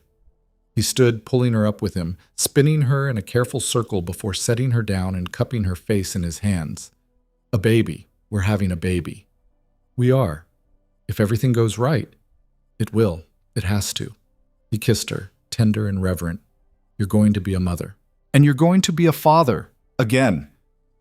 The shadow that crossed his face was brief but visible. Sarah's lost pregnancy, the child he'd never gotten to hold. But then he shook it off, choosing joy over grief. This is different, he said firmly. You're different, stronger. And I'm going to be here for all of it this time. You better be, because I have no idea what I'm doing. Neither do I. We'll figure it out together. They spent the rest of the evening making plans, imagining a future with a child running around the ranch, learning to ride horses, maybe even learning to fix watches. It felt distant and immediate at the same time, this new life they were creating. But the prairie had a way of reminding you that nothing was certain, that disaster could arrive without warning on a clear summer day. It came in August, when the heat was oppressive and the grass was dry as tinder. Eliza was home, her pregnancy now obvious enough that traveling to town had become uncomfortable. She was in the kitchen, preparing dinner, when she smelled smoke. At first she thought it was something on the stove, but the smell was too strong coming from outside. She went to the window and saw it, a black smudge on the horizon, spreading fast. Prairie fire. Her heart kicked into overdrive. Caleb was out checking fence lines, miles away. The fire was moving toward them, pushed by the wind that had been building all day. She ran outside, trying to judge the distance. A mile, maybe 2. Not enough time to wait for Caleb. Not enough time to do much of anything except try to save what she could. The animals.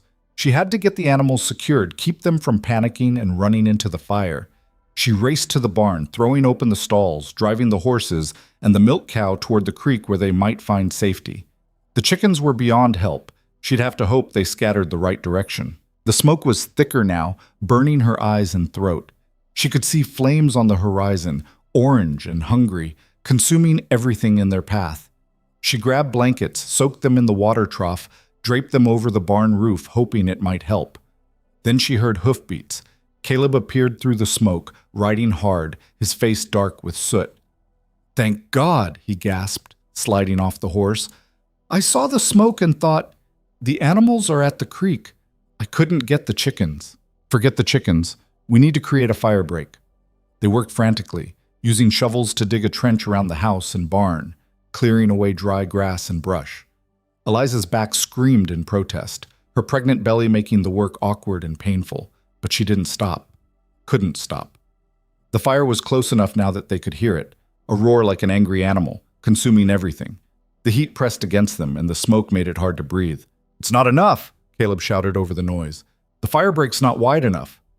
"What do we do?" "We run, now. Take the horses and go to the creek with the other animals." "What about you?" "I'll try to save the house. If I can't, I'll follow." "Caleb, no. We leave together, or not at all." "Eliza, I'm not leaving you." He looked at her, seeing the terror in her face, and his resolve crumbled. All right, we go together." They mounted the horses and rode hard for the creek, the fire chasing them like something alive and vengeful. The heat was intense now, the smoke choking, and Eliza prayed that the baby inside her could withstand this, that they'd all make it through. They reached the creek just as the fire crested the hill behind them. The water was shallow, but wide enough to provide protection, and they drove the horses into it, watching as the flames swept past on either side. It was beautiful and terrible at once, the fire painting the sky orange and red, the smoke blotting out the stars. Eliza stood in the water beside Caleb, both of them soaked and shaking, and watched their home disappear into the inferno, or at least she thought it would disappear. But as the fire moved past, as the worst of it rolled on toward the Patterson place and beyond, she saw that the house still stood, scorched and smoking but intact, protected by the fire break they'd dug and sheer luck. The barn was gone. The chicken coop was gone. but the house remained. Caleb's shoulders shook, and Eliza realized he was crying. Silent, racking sobs that came from somewhere deep. She wrapped her arms around him, both of them standing in the creek while the fire moved on and the world smoked around them. "It's okay," she whispered. "We're okay. That's what matters. I almost lost you, both of you. But you didn't. We made it." They stayed in the creek until the fire was far enough away to feel safe, then returned to survey the damage. The house was blackened, several windows broken from the heat, but structurally sound. The barn was just charred timbers and ash. "We can rebuild," Eliza said, looking at the ruins. "It's just wood and nails. We'll have to use most of our savings.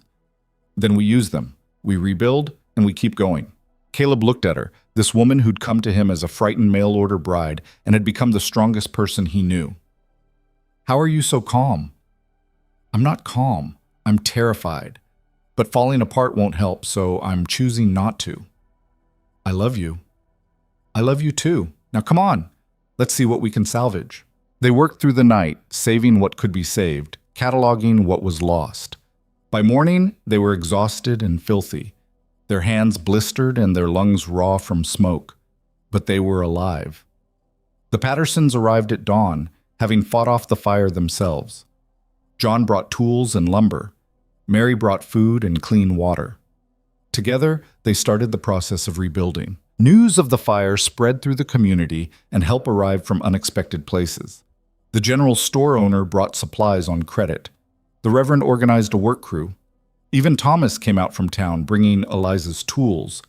He'd thought she might need something familiar to hold on to. "You didn't have to do this," Eliza said, fighting tears. "Of course I did. You gave me a chance when no one else would. This is the least I can do." Over the next weeks, a new barn rose from the ashes of the old one. It was smaller, more practical, but solid. The house was repaired, the broken windows replaced. And slowly, life returned to something approaching normal. Except nothing was normal anymore. Eliza's pregnancy progressed, her belly growing round and tight. Caleb's health remained stable but fragile, requiring careful management. The ranch operated at reduced capacity, the savings they'd planned to use for expansion now spent on rebuilding. But they had each other. And somehow, that made everything else bearable. One evening in September, as they sat on the porch watching the sunset, a ritual they'd returned to despite everything, Caleb said, "I've been thinking about names." "For the baby?" "If it's a boy, I'd like to name him after your father, if you'd be all right with that." Eliza's throat tightened. "You don't even know his name." "So tell me." "Thomas. Thomas More. Thomas Turner. I like that." "What if it's a girl?" "Then you choose. Something strong. Something that sounds like someone who could survive anything." Eliza thought about it, running through possibilities. "What about Grace? Not because she'll be graceful, but because we need to remember Grace. To be gentle with ourselves and each other." "Grace Turner." Caleb tested it, then nodded. "Perfect." They sat in comfortable silence, watching the sky change colors, both of them aware of how close they'd come to losing everything and how grateful they were that they hadn't. "We're going to be all right," Eliza said quietly. "Aren't we?" "Yeah, we are. Not because it'll be easy, but because we'll fight for it. Together. Always together." And as the sun dipped below the horizon and the prairie settled into twilight, they held hands and believed it. Whatever came next, the birth of their child, the continued rebuilding, the uncertain future, they would face it the same way they'd faced everything else. Side by side, honest and imperfect, choosing each other over and over again until choosing became as natural as breathing. The first snow came early in October, unusual for Kansas, but not unheard of. Eliza stood at the window watching fat flakes drift down, one hand resting on her swollen belly where the baby kicked and turned restlessly. She was 7 months along now, moving slowly, her back aching constantly, but grateful to have made it this far. Behind her, Caleb stoked the fire, then came to stand beside her, his arm settling around her shoulders. "You're thinking too hard," he said. "I'm always thinking." "About what?" "Everything. The baby. Whether we'll have enough hay to get through winter, if the new barn roof will hold under heavy snow, whether I'm ready to be a mother." "Nobody's ever ready. You just do it." "That's not reassuring." He kissed her temple. You'll be fine. Better than fine. You're the most capable person I know. I fix watches. That doesn't translate to raising children. Both require patience, steady hands, and the ability to figure out how things work. Seems pretty similar to me. She leaned into him, grateful for his certainty even when she had none of her own. The baby kicked hard, and Caleb's hand moved to join hers, feeling the movement. Strong, he murmured. Takes after the mother. Or stubborn. Could take after either of us on that count. They stood there watching the snow accumulate, both aware that this winter would test them in new ways. The rebuilt barn was functional, but not as warm as the old one. Their savings were depleted, and soon there would be a baby, helpless and demanding, changing everything they'd built. Mary Patterson visited the next day, bringing a cradle her own children had outgrown and enough knitted baby clothes to outfit twins. "You don't have to do this," Eliza protested, overwhelmed by the generosity. "Yes, I do. We take care of each other out here. That's how we survive." Mary set the cradle by the fire, running her hand over the worn wood. "This has held 4 babies safe. It'll hold 1 more." "Thank you." "How are you feeling? Really?" Eliza considered lying, then decided Mary would see through it anyway. "Scared, excited, terrified, grateful, all at once. That sounds about right." Mary settled into a chair with a sigh. "Caleb doing all right? John said he's been pushing himself pretty hard with the rebuilding. He says he feels fine. I'm not sure I believe him." "Men are terrible at admitting weakness. You know that already." "Doesn't make it less frustrating." Mary laughed. "No, it doesn't, but he's got you watching over him. That counts for something." After Mary left, Eliza found herself staring at the cradle, trying to imagine an actual baby in it. Her baby. Caleb's baby. The reality of it still seemed impossible some days. She went to the bedroom and pulled out the trunk that held her tools. She hadn't done any delicate work in weeks. Her hands shook too much from exhaustion, and her vision seemed slightly off, probably from the pregnancy. But she needed to touch them, to remember that part of herself. Thomas was managing the shop beautifully. He'd written that business was steady, that he'd taken on 2 apprentices of his own, that customers still asked about her but understood she'd return after the baby came. If she wanted to return, that is, he'd be honored to buy her out if she preferred to focus on family. The offer was generous and tempting. She could sell the shop, use the money to rebuild the ranch operations, stay home and focus on being a wife and mother. It was what most women did, what she was supposed to want. But the thought of giving it up made her chest tight with something like panic. "What are you doing?" Caleb asked from the doorway. "Just thinking." "About the shop?"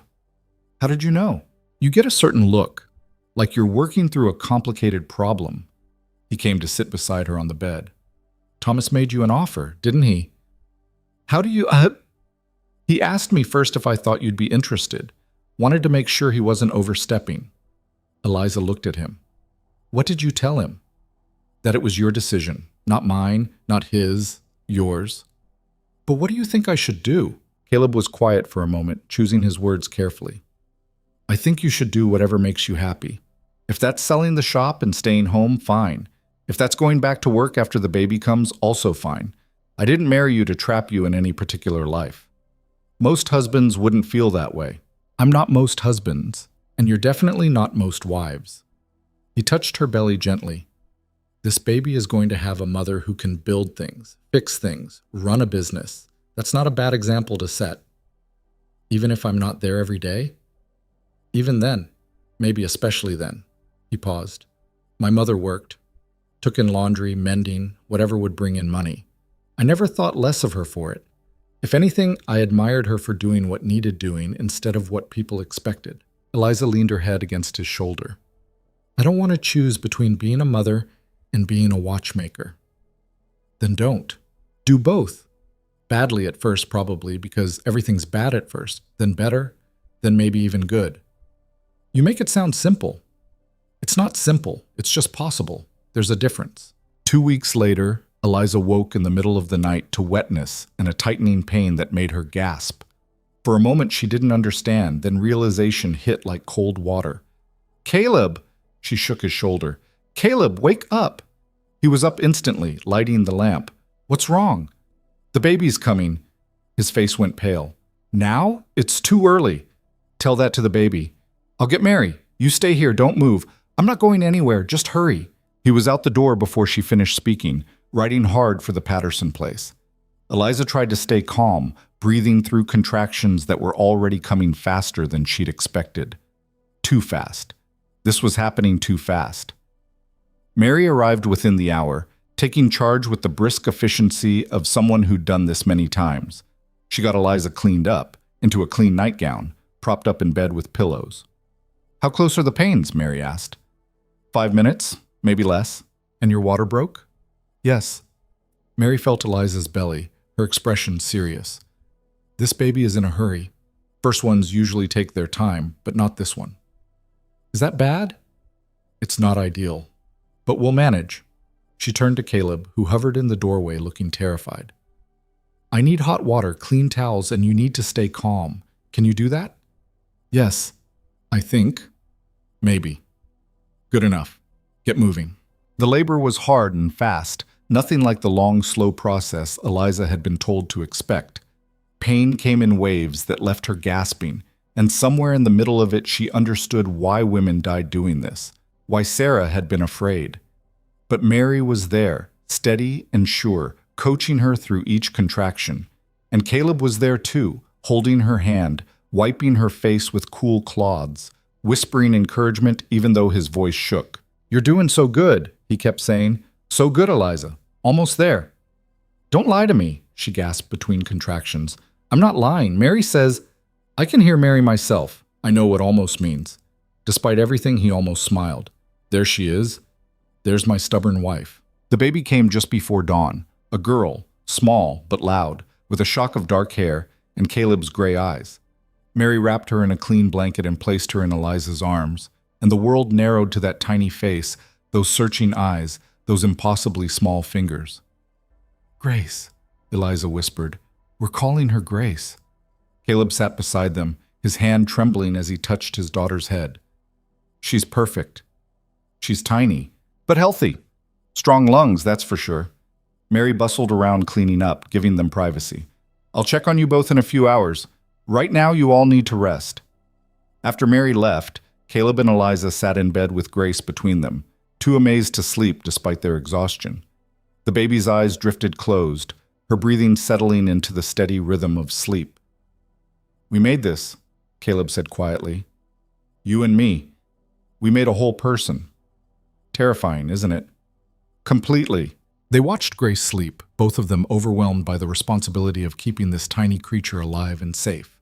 Everything they'd survived, the fire, Caleb's illness, the hard winters and uncertain harvests, all of it seemed insignificant compared to the enormous task of raising a child. "What if I'm not good at this?" Eliza asked. "What if you are?" "I'm serious. So am I. You're going to make mistakes. So am I. But Grace won't know the difference because we're all she's got. She'll think whatever we do is normal." That's a disturbing thought. Or a comforting one. Depends on how you look at it. Grace stirred, making small sounds that weren't quite cries. Eliza lifted her carefully, and the baby nuzzled against her, seeking comfort in a way that was pure instinct. "She knows you," Caleb said, wonder in his voice. "She knows warmth and food. That's about it. Still, she knows you're safe." And maybe that was enough, Eliza thought. Maybe being safe was the most important thing she could offer this small person who hadn't asked to be born into a world of prairie fires and hard winters, and parents who were making everything up as they went. The first weeks were brutal. Grace cried constantly, day and night blurring into an exhausted haze. Eliza's body ached from the birth, her breasts sore from nursing, her mind foggy from lack of sleep. Caleb helped where he could, walking the floor with Grace when she wouldn't settle, handling ranch work with one hand while holding the baby in the other. "I don't know how people do this multiple times," Eliza said one night after Grace had finally fallen asleep. "I can barely survive one. We're surviving, though. That counts." "Does it? Or are we just stumbling through?" "Most people are just stumbling through. They're just better at hiding it." Mary visited regularly, bringing food and advice and occasionally taking Grace for a few hours so Eliza could sleep. The community rallied around them in ways that still surprised Eliza. Casseroles appeared on their doorstep. Firewood was stacked without them asking. Someone fixed a loose board on the porch while they weren't looking.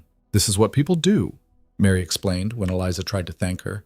We take care of each other because out here, we're all we've got. By the time Grace was 2 months old, some semblance of routine had emerged. She slept for longer stretches, cried less, and occasionally smiled, real smiles, not just gas, that made all the sleepless nights worth it.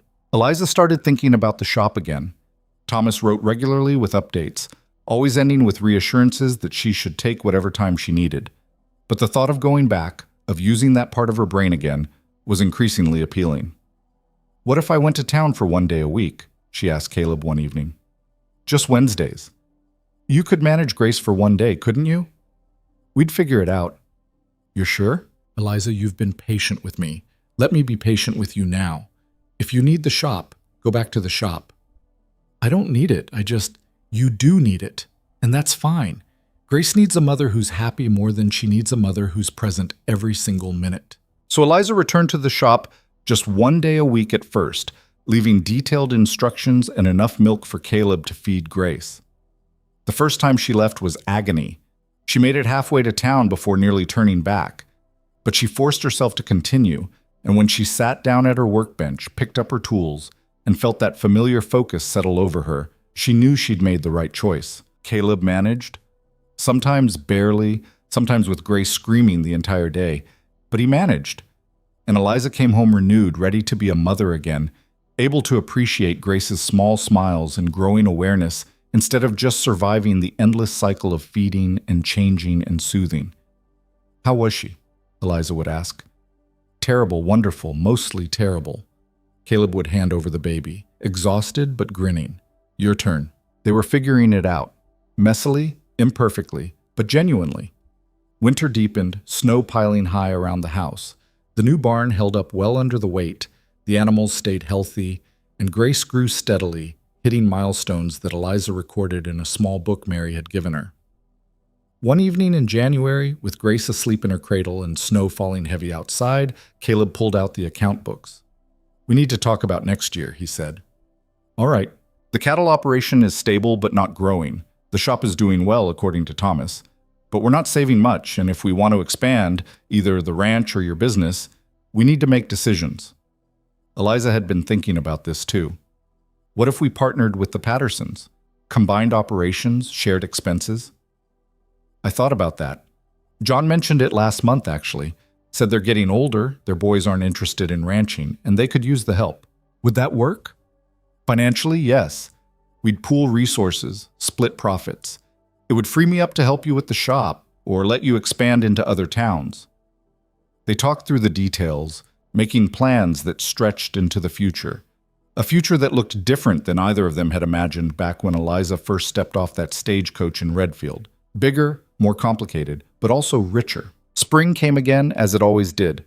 Grace was nearly 6 months old, sitting up on her own, grabbing at everything within reach. Eliza had expanded her shop days to 2 per week, and Thomas had taken on more responsibility, essentially running the day-to-day while she focused on the complex work. The partnership with the Pattersons was formalized, papers signed, operations combined. It meant less income immediately, but more stability long-term, and it meant Caleb wasn't working himself to death trying to manage everything alone. One warm afternoon in May, Eliza was at the shop when a familiar figure appeared in the doorway. Walter Hayes, the man from Wichita who'd tried to hire her away years ago. "Mrs. Turner," he said pleasantly. "It's been a while." "Mr. Hayes, what brings you to Redfield?" "You, actually. I heard you were back at work and I wanted to make another offer. I'm still not interested in moving to Wichita. That's not what I'm offering. I want to buy watches from you, custom pieces, high-end work. You'd make them here, I'd sell them in Wichita and take a commission, your name on every piece." Eliza set down her tools. "You want to sell my work? I've seen what you can do. That chronometer repair, the custom pieces you've made for local clients. You're wasted on simple repairs. You should be creating."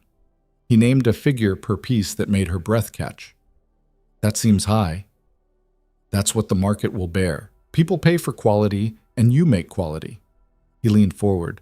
"Think about it. No pressure, but this could be real money, enough to expand, hire help, maybe even open a second location if you wanted." After he left, Eliza sat staring at the business card he'd left behind. This was bigger than she'd ever imagined, not just fixing things, but creating them. building a reputation beyond this small town, making a name for herself based purely on skill. She told Caleb about it that evening, expecting him to be cautious or concerned. Instead, he got excited in his quiet way. You should do it. It would mean more time away, more work. It would also mean security, a real future for Grace. Maybe more children if we're lucky. He took her hands. You've been holding yourself back since we met, always making yourself smaller to fit into what you think this life should be. But what if you didn't? What if you just let yourself be as big as you actually are? I don't know how to do that. Yes, you do. You've been doing it piece by piece. First the shop, then hiring Thomas, now this. Each time you're scared, and each time you do it anyway. She looked at him, this man who'd started as a stranger, become a partner, and turned into the person who believed in her more than she believed in herself. What did I do to deserve you? She asked. Got on a stagecoach, took a chance. Everything else just followed. Eliza accepted Hayes's offer. She started creating custom pieces, pouring all her skill into watches that were as much art as timepieces. The work was demanding but satisfying in ways repair never had been, and it paid well enough that they could hire help for both the ranch and the shop, freeing up time for what actually mattered. Grace grew, hitting each milestone with the determination of someone who'd inherited her parents' stubbornness. She took her first steps at 10 months, her first words at a year. Mama and Papa, and inexplicably, Cow. That's your influence, Eliza told Caleb. I'm choosing to take it as a compliment. They were happy. Not in some fairy tale way where everything was perfect, but in the messy, complicated way of real people building a real life. They fought sometimes, usually about Caleb taking on too much or Eliza working too late. They struggled with money, with exhaustion, with the endless demands of ranch life and business ownership and parenthood. But they also laughed.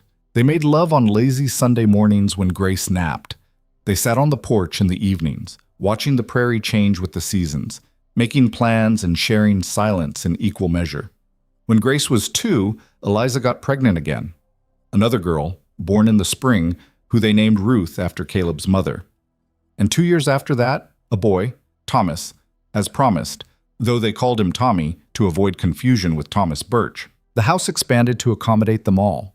The shop expanded too, eventually opening a second location in Wichita with Thomas managing the Redfield shop and Eliza splitting time between both.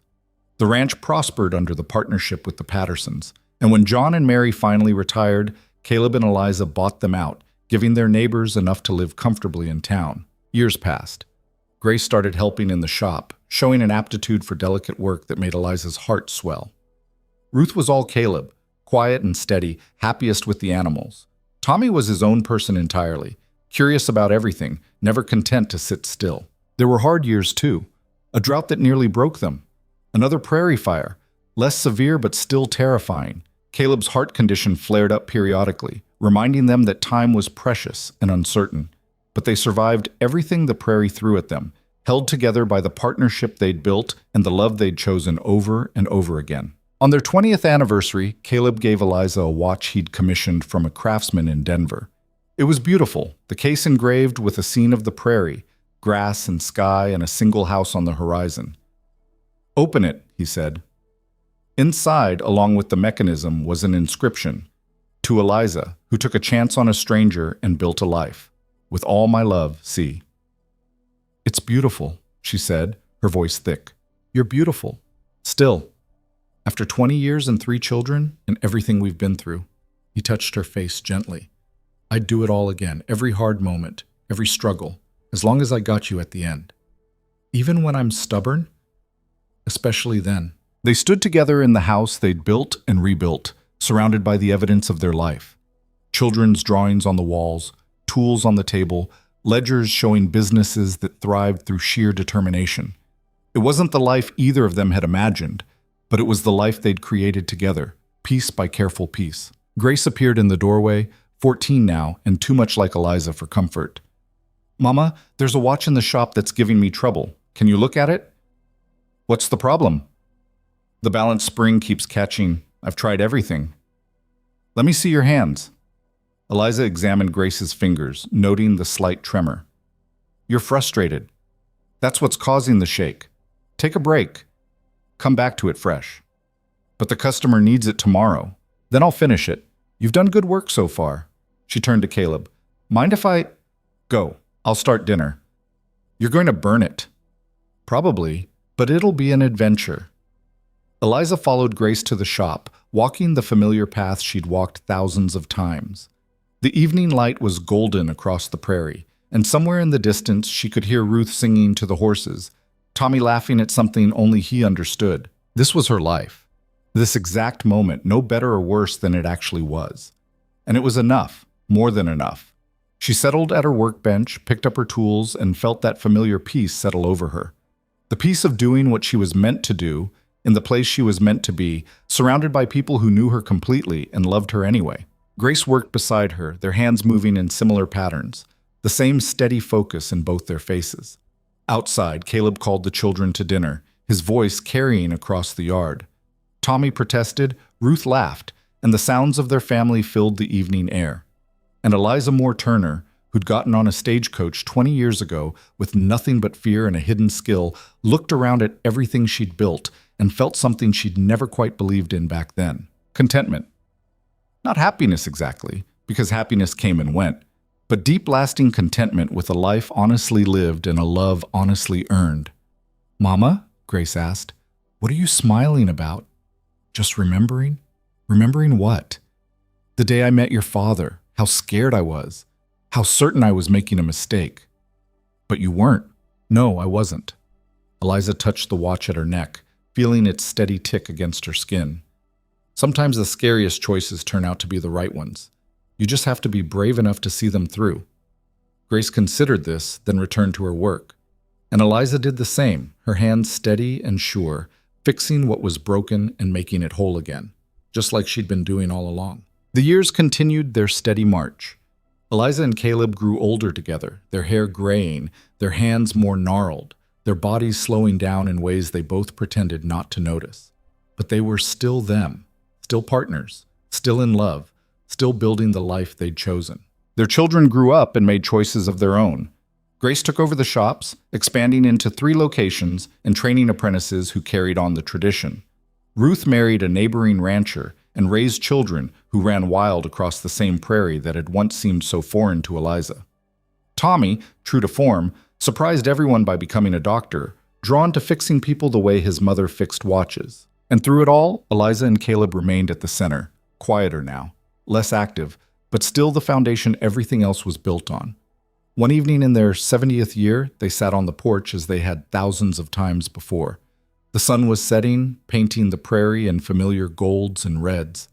Caleb's hand found Eliza's automatically, their fingers interlacing with the ease of 5 decades of practice. No regrets? He asked quietly.